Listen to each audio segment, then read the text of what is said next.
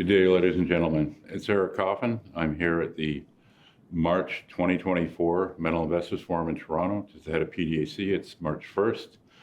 I'm here with Michael Wood. He's the chair of a company called Sendero Resources that I started following in a newsletter when they listed.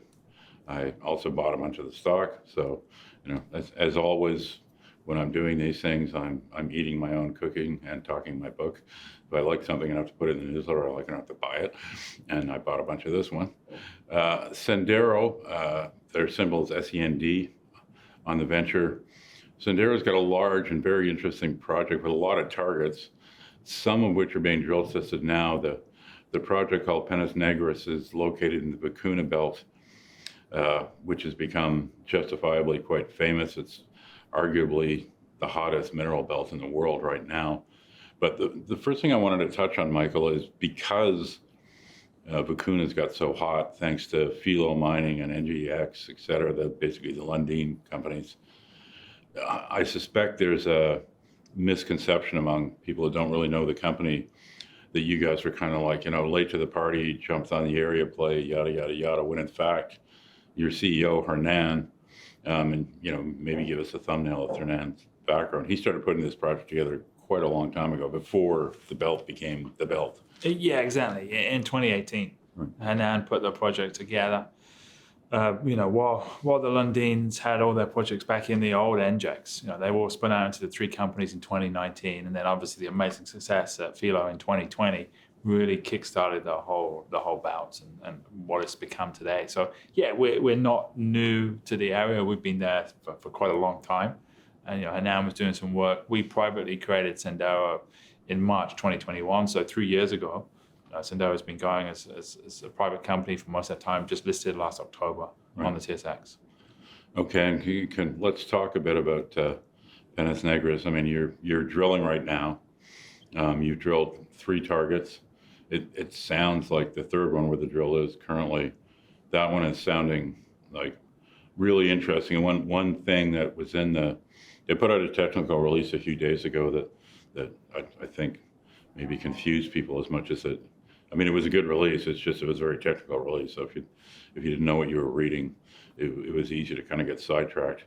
To me, the most important sentence in that entire release, honestly, was a comment about this third target, Live Jita, that the first drill hole has confirmed that does appear to be a telescope system. People think this when they think telescope, but when they're talking about it in terms of these kind of systems, they actually mean that they're putting a telescope together where you basically get this rapid erosion and uplift at the same time. Because these systems, epithermal systems are the near surface expression of a large hydrothermal system. Quite often the at depth expression of that is a porphyry. But those things can be, there's a reason why guys drilling for epithermal in Nevada aren't going, well, let's put in some porphyry holes. Well, the porphyry could be like 5 kilometers down, who knows? One of the things that makes the Vicuña Belt is that because of its geological history, you've got these systems where it's all kind of smushed together. So it's almost a continuous thing going from the high subaludation epithermal into the porphyry body below it. And it looks from the first hole that you have that type of system. Yeah, exactly. That was the key message we want to get across from what was a very technical update. And we knew La Jita from the historic drilling in the mid-90s from El Dorado, there was good epithermal mineralization. And that was all RC. The logs were, okay, but not that detailed. So, we didn't know kind of what kind of epithermal system it was, and delighted to be going into a lithocap. Clear high sulfidation epithermal system, some Vigi silica, which is beautiful to see, very prevalent at Filo. Very excited by what we saw in that. Then we started going down into porphyry mineralization. We saw a class of the porphyry in the epithermal. There's nice brecciation in the epithermal part. We saw a class of the porphyry in there. It's indication of mashing up. And very, very happy with that first hole. We did 450 meters. We hit a fault zone of about 30 meters, quite a big fault, slowed us down, and then decided to transition. That was an initial vertical hole. Now we're doing an incline in towards what we hope is the center, in towards the center of the magnetic anomaly, into the IP anomaly as well. We started on the kind of shoulder of both. So that's hole 4, and be interesting to see how that goes. But, because well, that news list, the other thing that was in that news list was the geophysics from La Gita. It almost got ignored by a lot of people, which was surprising to me because it's really impressive geophysics. I mean, the mag shows clear mag highs wherever you want them to be. Looks like you've got an east-west trend of them. The IP, and I realize induced polarization, these chargeability anomalies. I mean, normally the strongest part is the pyrite halo. I mean, IP was actually designed to find porphyries. That's what it's for. But it's an incredibly strong chargeability anomaly. I mean, that's like crazy high chargeability. It is very high chargeability. The center, even like the shoulder where we're drilling, is higher than I think most people's high. So yeah, there's a lot of sulfides in the system. We know it's a very powerful system, and we're now very excited drilling into it and what we're seeing. So I think we touched on in hole 3, there were a lot of different copper sulfides. It wasn't just chalcopyrite, there was covellite, there was energite.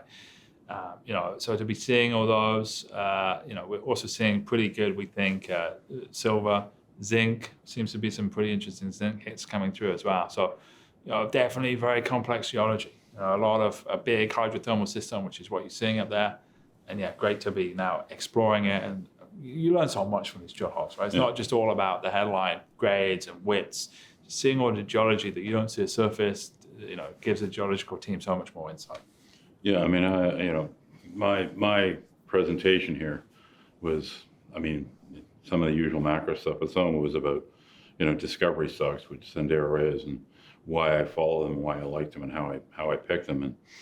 And one of the things to understand with discovery stories too is, especially a situation like this where you're dealing with this sort of a telescope system, these things are not simple. I mean, they're very complex systems. It usually takes a few drill holes just to figure out, to literally figure out where the hell are you in the system. Yeah. I mean, you kind of know at a theoretical level where the good stuff should be within one of these systems, but you still got to put some holes in to figure out where you are and to be able to vector to that good stuff. And it sounds to me like, just being able to confirm you got a telescope system, you got a lot of the right parts. I mean, that's, sight unseen as far as assays go, and almost irregardless of the assays. I think that was a very important hole that the market really didn't pay as much attention to as it should have. Now, I don't think assay turnaround times aren't terrible down there, so it's probably not. We're probably not waiting too long. No, I think we were really hoping we would have it by now. Fortunately, we don't. But hopefully, we're talking 2-3 weeks before we get out some initial holes. I think not a long time, and definitely a lot better turnaround down there than in other parts of the world. And so that also helps us, right? Once we can start seeing assays, that's great to see the actual assay result. You get an idea, but you don't really know until you see the assay. So that's definitely going to help us over, we're kind of almost 2 months in, not quite 2 months. We've got another kind of 2 months to go. So having initial assays less than halfway into the program, hopefully, will definitely help us. But what we've seen at Gita is special. And it is what we're looking for. Yeah. High sulfidation epithermal systems in the south are big. Porphyry systems in the south are big. When you get the two combined, they're ginormous, right? That's Fila. It's Jose Maria. The two big deposits in the district are like that. So yeah, for us, it was fantastic to see. That's really why we kind of rushed and put out that very technical update for that main reason. So I could talk openly about it while I'm here in MIF. And I think you've already decided the next hole will also be at La Gita. Yeah, the fifth hole will also be in La Gita. Yeah, it's already decided. Okay. Well, I mean, assay sight unseen, very strong technical team with a lot of experience in this belt. They've decided now to have at least 3 holes in the La Gita, which is not the original plan. Not even sure it was part of the drill. Like early drill planning wasn't part of the program. It definitely wasn't this time last year. Yeah. And even really probably September, it's still, I think once we saw the geophysics, right. And also once we had the site visit with Dave and the other technical advisors, and they saw it, and yeah, I think then it all started to rise. And I think the thing on La Gita is the other targets are outcropping, right? The first 2 we drilled, got outcropping porphyry, which is pretty rare. La Gita, you've got cover, but it's glacial moraine. So it's a load of boulders. So it's not like, we in these first couple of holes, we're starting to hit the mineralization about 80, 90 meters from surface, but it's all moraine. Right. Now, you don't need to blast the moraine. You can literally just bulldoze it out the way. Right. So it's way cheaper to get that moraine cover. You're not blasting it to 100 meters of cover. You just bulldoze it out of the way. So it's a lot more simple. And then, once you get through the moraine, you're hitting the mineralization. So again, you exclude the moraine, mineralization from surface, Right. which is great to see.